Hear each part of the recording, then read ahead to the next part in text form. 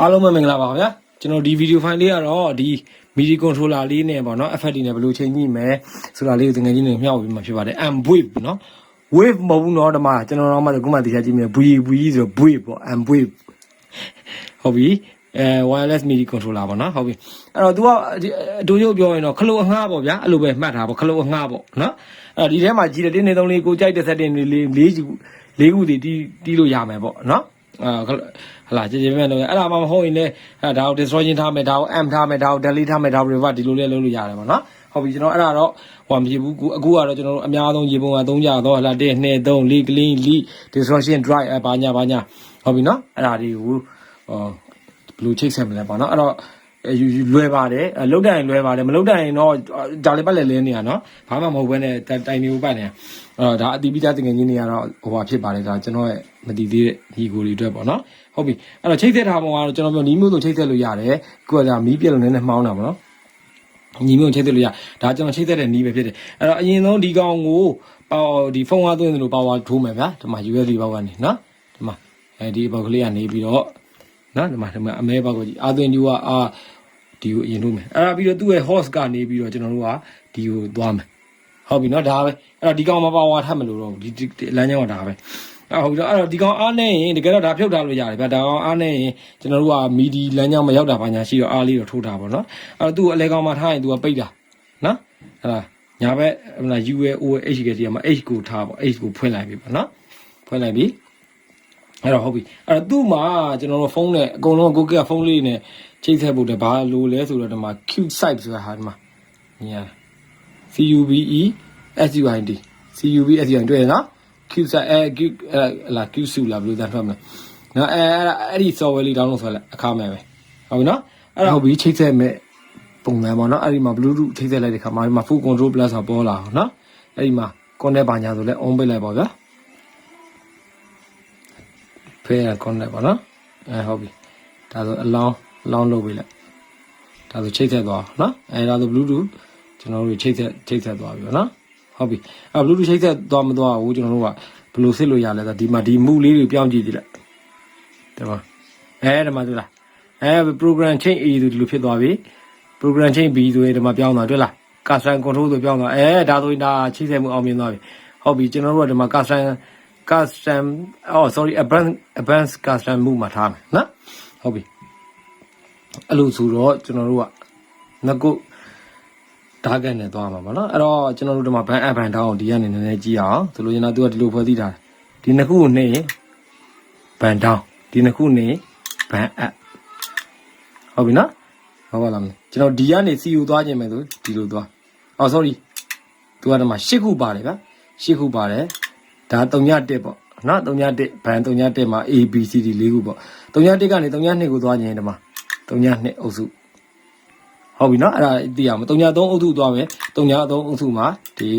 2 3 4နားလည်မလားကဲ2ကိုပြန်သွားခြင်းဘယ်လိုလုပ်မလဲ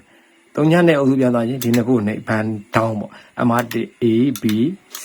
D နားလည်မလားဒါက band up band down စနစ်ကျွန်တော်တို့အဲ့တော့ဒီမှာဆိုဒါ1ကိုသွားခြင်းမယ်ဆိုဒီနှစ်ခုနဲ့ 1A 1B 1C 1D ထားလိုက်ဒါချတာဒါဘာမှဒီမှာတရားမသိမလို့အောင်နော်ဟုတ်ပြီအဲ့တော့ကျွန်တော်တို့ကဖြည်းဖြည်းချင်းသွားအောင်နော်ကျွန်တော်ပြောသလိုပဲမလုပ်တတ်ရင်တခါလေးကျဘာမှမဟုတ်တာနဲ့လဲခံတာအဲ့တော့သူက group ကဒီမှာ10ခုရှိတယ်တဲ့ဟာလားအဲ့တော့ကျွန်တော်တို့ကဒီမှာ current group 1အတွက်ကိုတတ်မှတ်မယ်ဆိုတော့ကျွန်တော်တို့ကဒီမှာ1ကိုရွေးပေးလိုက်1အတွက်ကိုတတ်မှတ်မယ်ဟုတ်ပြီနော်အဲ့ဒါပြီးရင် full switch A မှာဗာတတ်မှတ်မှာလေဆိုလို့ညာသူကများတယ်ဘာဒီမှန်းတော့မသိဘူးဒါလည်းခုမှကျွန်တော်တော့မှပဲတေချာသိလို့ဒါမျှဝေပေးတာပေါ့နော် A နော်အဲ့ဒါပြီးတော့ဒီမှာဒီအပေါ်ဆုံးမှာရွေးပြီးတော့ဒီမှာဒါမှုမှာ single step ကိုရွေးလိုက်အပေါ်ဆုံးဟာပဲရွေးလိုက်ဟုတ်ပြီနော်ရွေးပြီးတော့ဒီကောင်နှိမ့်မယ်အဲ့တော့ဒီမှာ channel မှာ1ဖြစ်နေပါသေး channel မှာ1ရွေးပြီးလိုက် channel 1ဖြစ်ရမယ် data 1မှာ0ဖြစ်ရမယ်0ဖြစ်ရမယ်ဟုတ်ပြီနော်ဒီမှာကိုထားခြင်းနဲ့ကိုသုံးမဲ့နေရာအောင်ထားပြောချင်တာကိုက36ကနေစတန်းချင်း36 39 38 39ပြည့်ဒီမှာ36ထားဒါနားလည်မယ်တဲ့အဲ့ကျွန်တော်ကဒီမှာဒါ90လို့နော်ပြောချင်တာ1နော်1ဘန်ရဲ့ A မှာ90ကိုကျွန်တော်ပေါ်ခြင်းလို့ဒီမှာ90ထားတယ်ပြီးရင်စေးလာရပြီဒါပဲဘယ်ပြန်ထွက် full switch B ကိုသွားဟုတ်ပြီနော် full switch B ကိုသွားထုံးတန်တိုင်းပဲအပေါ်ဆုံးဟောက်၍ဒီမှာဒီဟာဒါ1ဖြစ်ပါသေးဒါ0ဖြစ်ပါသေးဒီမှာ50ဒါကျွန်တော်ရွေးပြီးသားမလို့ ပြီးရင် C ဟုတ်လားအဲ့ဒီတိုင်းပဲ full C မှာလည်းလုံးမယ်ဒီဒါကိုရွေးမယ်ဒါလောက်ဆိုနားလည်သွားပြီ full C မှာနော်ဟုတ်ပြီနော်50 51 52ကိုထားချင်တာထားပေါ့ဟုတ်ပြီနော်โอเคနော်အဲ့လိုပဲ full D မှာလည်းထုံနည်း၎င်းမယ်ဟုတ်လားဒါကိုဓမ္မရွေးမယ်ပြန်မယ်ပြီးရင် full ဟုတ်ပြီနော်ဒီမှာဆိုဒါ1 0ဒါ53ပြောချင်တာက50 51 52 53ကို1ထားတာဓမ္မထားတာအဲ့တော့ကြည့်အောင်နော်တကယ်တော့ဒီကောင်လေးကိုယူသုံးနေတာနော်အဲ့နှိပ်ကြည့်အောင်ဒီမှာ50လဲမောင်နဲ့ဒီမှာမမြင်ရလို့ဒီမှာမီးရထပ်ထိုးလိုက်ကြမှာဟုတ်ပြီနော်ဒီမှာ50နော်ကြည့်အောင်သူကဒီမှာဒါကိုပြောင်းပြီးတီးနေမှာတီးတာဒါကိုပဲတီးနေတာဒါခလုံးငှားပဲဒီမှာကြည့်အောင်နှိပ်လိုက်ပြီ51ဩ52 53အမှစိတ်ကြိုက်အတန်နေလိုက်ချိန်ပေါ့โอเคဟုတ်ပြီနောက်ထပ်ဘန်တစ်ခုသွားမယ်နောက်ထပ်ဒါက01ကအုပ်စုပေါ့နော်နောက်တစ်ခါကျတော့ကျွန်တော်တို့ကရပါဒါမှလည်းတောင်ရပါတယ်တကယ်တော့02က ABCD ကိုတတ်မှတ်မယ်ပေါ့နော်အဲ့တော့ဒီကိုသွားမယ်အဲ့ဒီမှာဒီမှာ current group မှာပါထားမလဲ current group မှာ2အုပ်စုရွေးမှာဆို2ပေါ့ခလုတ်တွေတတ်မှတ်မှာနော်အဲ့တော့ full switch A ရွေးမယ်ထုံးစံအတိုင်းအပေါ်ဆုံးဟောက်ရွေးမယ် sorry ထုံးစံအပေါ်ဆုံးဟောက်ရွေးမယ်ဒါနှိမ့်မယ်1 0ဖြစ်နေပြီသေးလေအဲ့ဒါမှကြိုက်မှာဟုတ်ပြီနော်ဒါကျွန်တော်ဆက်တော့ထားဆိုတော့အရှိမ4ခုက50 51 52 53ဆိုတော့54โอเคနော်ဒါတယောက်နဲ့တယောက်မတူးနော်ကိုနေကိုသွားခြင်းနဲ့ target ကိုရွေးလို့ရတယ်ကိုက80ဆို80 36ဆို36ဟုတ်ပြီနော်အဲ့ဒါပြီး full switch B မှာလည်းအဲ့လိုပဲစိုးစိုးအတိုင်းပဲဗျာဒီလောက်ဆိုရနားလည်နေပါပြီ10 54 55ဟုတ်ပြီနော်အဲ့လိုပဲ full switch C မှာလည်းကျွန်တော်တို့ကထုံဒီတကောင်းမယ်ငကိုထားတွေ့56ဟုတ်ပြီနော်ဒီလောက်ဆိုနားလည်နေပါပြီ full switch D မှာလည်းကျွန်တော်တို့က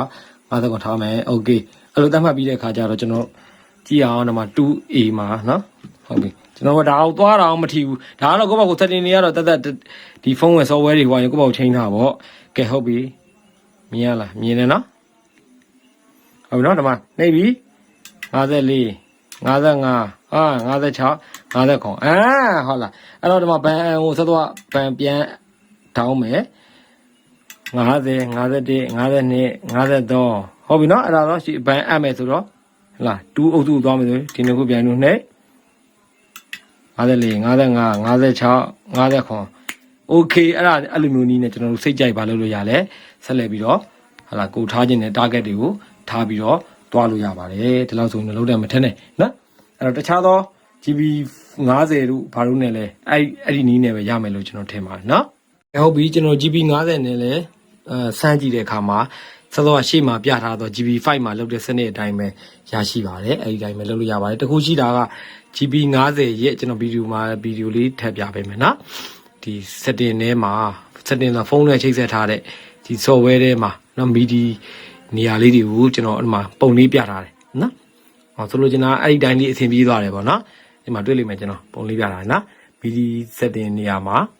အဲ့အတိုင်းထားလိုက်အတိုင်းထားပြီးရှေ့မှာ GB5 လုပ်တဲ့နီးစနစ်အတိုင်းဆက်လက်ပြီးတော့လုပ်ရင်ကိုကြိုက်တဲ့နေရာကိုသွားလို့ရပြီဒီမှာဆိုဒါဆိုရင်တော့40